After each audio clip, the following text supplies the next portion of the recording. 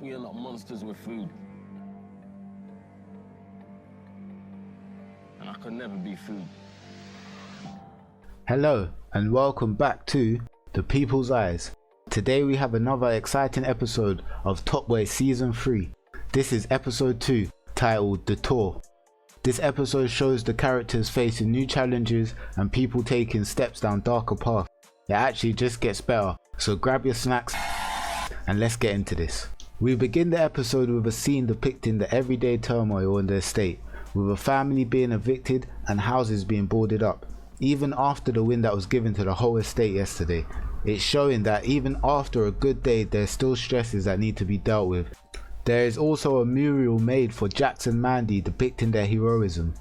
Sully, believing Deshane may be involved with the mishap that happened with his last shipment, meets with Deshane to see if he can feel him out or get any information out of him. Deshane denies any involvement in the state of the shipment or revealing Sonny's daughter's whereabouts. If you've been talking because you ain't happy, say it now to me, bro. Sully, I think you're forgetting something. I ain't nothing fucking like you. Jack goes to Sully about Lauren's involvement in drugs and is surprised that Sully let her be free to deal with her problems. She then goes to Lauren and warns Lauren about the dangerous path she is on, telling her that these drugs are not them. See that shit? Ain't for people like us. They'll fuck you up, man.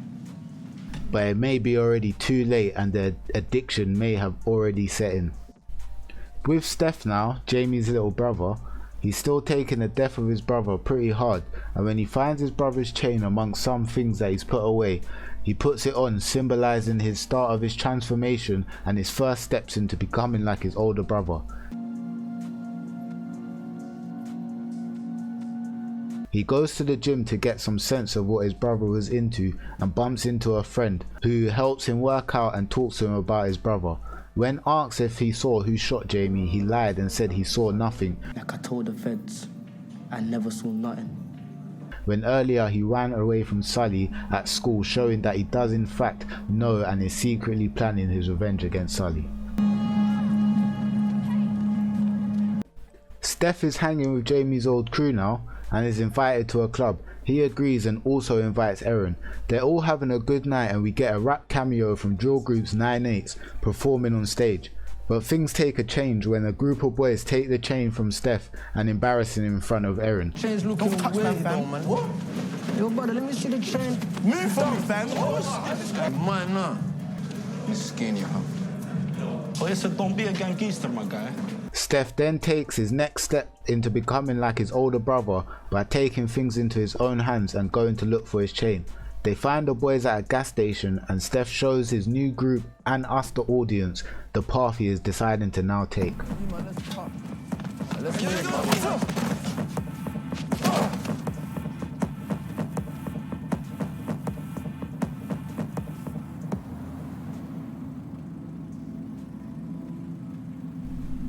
And the drama doesn't stop there, because Deshane's world comes caving in when he discovers that Lilith, his kind of underworld financial advisor, has disappeared, taking all the money.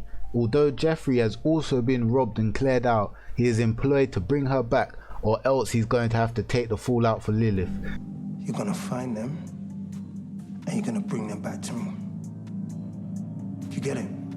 'Cause I swear down, Jeffrey.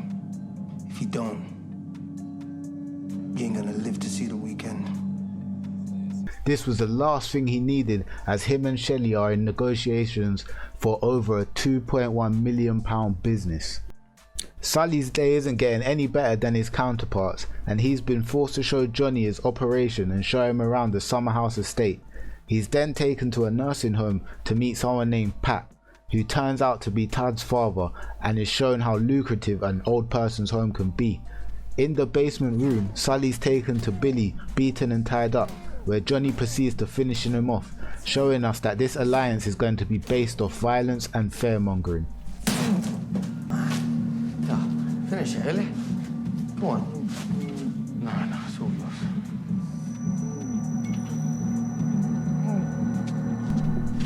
This episode ends in a heartbreaking moment as Lauren succumbs to her struggles with heroin, Jack returns to find her lifeless and limp in the bathtub, highlighting the devastating impact of drugs in the community and the devastating outcomes of its usage. Bex! Bex! Lauren, wake up! Lauren! Lauren! Lauren!